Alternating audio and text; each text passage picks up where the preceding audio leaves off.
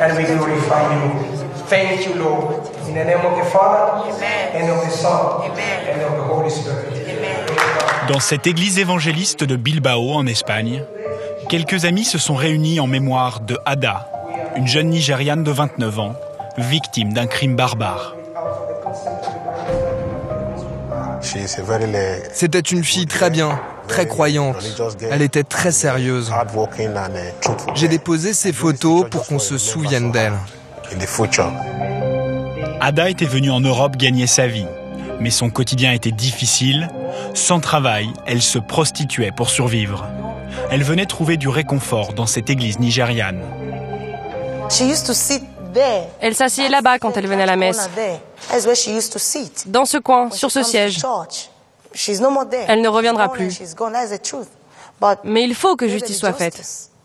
Il faut vraiment que justice soit faite. Le 4 juin dernier, Ada est retrouvée mourante dans cet immeuble du centre de Bilbao, où elle a été torturée toute la nuit. Sur ces images, on voit la jeune femme prise en charge par les secours. Ada décédera le lendemain à l'hôpital. Son assassin présumé est arrêté sur les lieux du crime, et ce n'est pas n'importe qui, il s'appelle Juan Carlos Aguilar. C'est la star du kung-fu en Espagne. On le voit ici sur une vidéo de démonstration. Devant les enquêteurs, il reconnaît le crime de la jeune prostituée et va encore plus loin dans ses déclarations. 48 heures plus tôt, il aurait tué une autre femme. La police le soupçonne maintenant d'être un tueur en série. L'homme de 47 ans est originaire de Bilbao, dans le nord de l'Espagne. Il grandit dans une famille modeste et sans histoire, dans ce quartier tranquille. À 12 ans, il découvre le kung-fu grâce à son frère. Une passion qui ne le lâchera plus. Il rêve de devenir maître dans cette discipline chinoise. Paco, un ami d'enfance qui préfère rester anonyme, se souvient d'une personnalité taciturne et obsédée par son sport. Quand je venais chez lui, jouer avec ses frères, lui restait toujours dans son coin. Petit, il était très timide. Certainement que ça ne s'est pas arrangé avec le temps. Il vivait dans son monde. Il était toujours dans sa bulle. Très vite, Juan Carlos Aguilar fait partie des meilleurs combattants du pays. À 26 ans, il réalise son rêve. Grâce à l'argent de petits boulots, il s'envole au pays du kung-fu, la Chine. Ce voyage va le transformer. Sur ses vidéos, il affirme s'entraîner avec les célèbres moines Shaolin qui ont créé la discipline il y a plusieurs siècles. Et après 4 mois d'entraînement intensif, les moines l'auraient même élevé au rang suprême de grand maître. Et ce n'est pas tout. Quand il rentre en Espagne, il prétend avoir remporté le championnat du monde de kung-fu. Mais personne ne vérifie ses dires. Ce palmarès impressionnant lui ouvre les portes des plateaux de télévision où il fait sensation. Il affirme désormais maîtriser les éléments. Je suis spécialiste du Qigong et je maîtrise le feu. Donc pour moi, mettre la main dans les flammes, c'est un jeu d'enfant. Je peux éteindre des bougies à distance, comme ça, seulement en tendant ma main.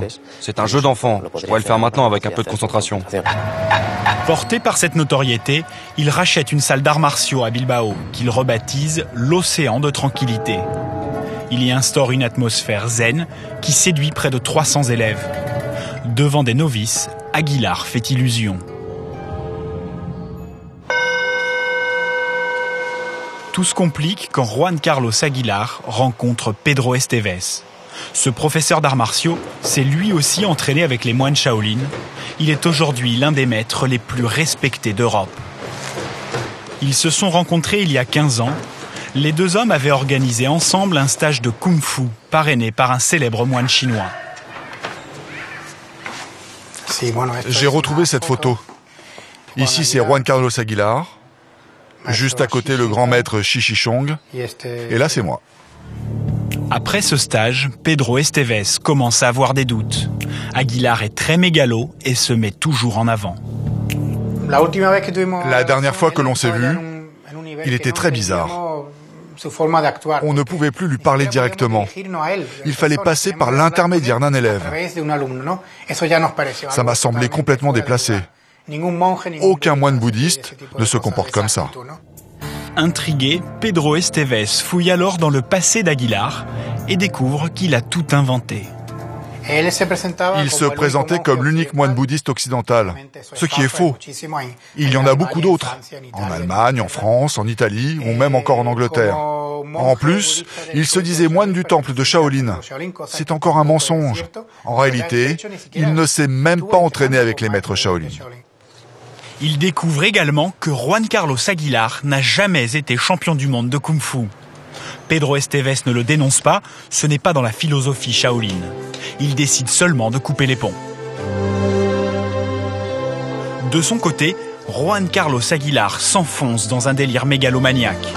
Obsédé par son image, il s'enferme pendant des heures et enregistre des vidéos à sa gloire, vantant ses multiples talents. Et la palette est large. Ils vont de la guitare classique au tir à l'arc et au couteau de combat. Dans cette démonstration, il prouve le tranchant de la lame en se rasant le bras. Seul l'entraînement permet de s'habituer à la douleur, à la pression, aux coupures et aux accidents.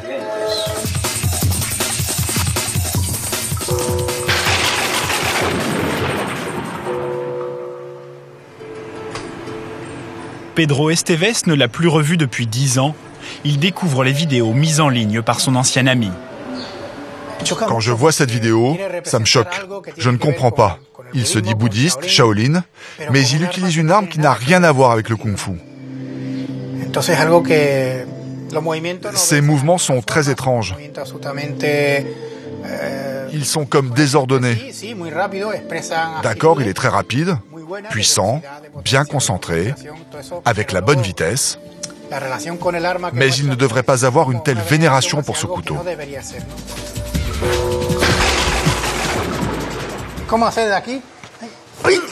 15 ans avant les meurtres, Pedro Esteves remarque lors d'un entraînement que Juan Carlos Aguilar tient des discours choquants à propos des femmes.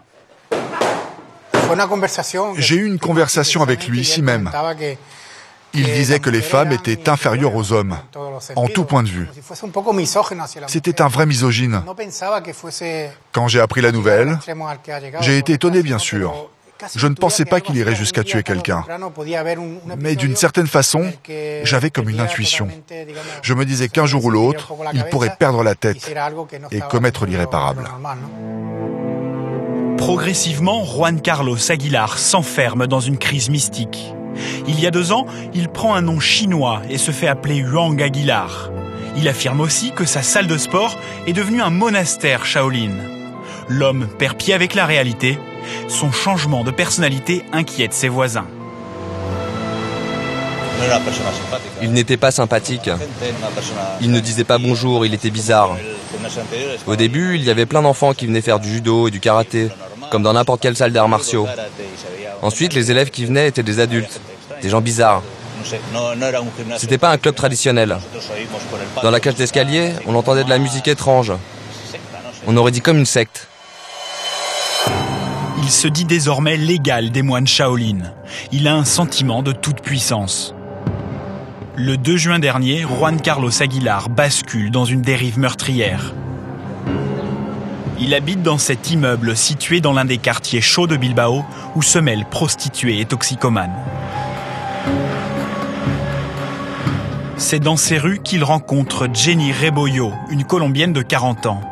La jeune femme est à la dérive, elle a perdu son emploi et vient de se séparer de son mari. Quand Juan Carlos Aguilar lui propose de venir travailler comme masseuse dans son gymnase, Jenny accepte et disparaît dès son premier jour de travail. Ce premier meurtre ne calme pas le faux moine Shaolin. Le lendemain soir, il repasse à l'action. Juan Carlos Aguilar sort de chez lui et va dans la rue Cortés où se postent les prostituées. Ces derniers temps, il s'y rend tous les week-ends. Luis Calabor est journaliste. Il a suivi toute l'affaire pour un quotidien espagnol. Il venait souvent dans les bordels du quartier, toutes les filles le connaissent. Et la Nigériane, il l'a rencontrée sur le trottoir, en bas de chez lui. Il est minuit quand Juan Carlos Aguilar rencontre Ada, la prostituée nigériane. Il l'a conduit dans son gymnase. Une fois à l'intérieur, il l'aurait ligoté et torturé toute la nuit. Au petit matin, elle réussit à s'échapper jusqu'à la porte, ici.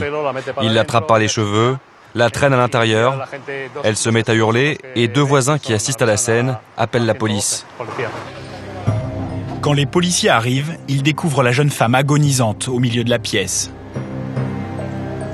Le professeur de kung-fu est caché derrière une porte. Il n'oppose aucune résistance et fait un autre aveu.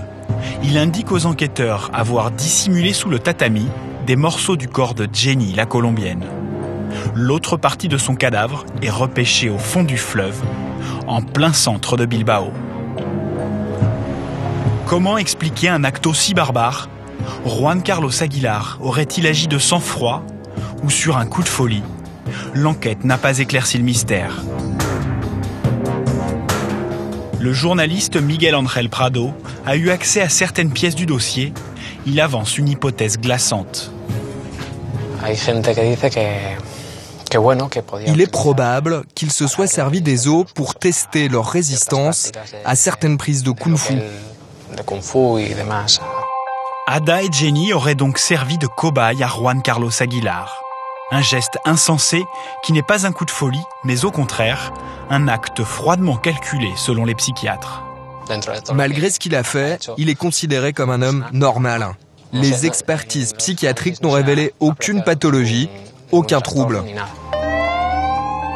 Maintenant, la police cherche à savoir si Juan Carlos Aguilar aurait commis d'autres crimes. En attendant son procès qui aura lieu en novembre, il est détenu dans la prison de Bilbao et risque 50 ans de prison.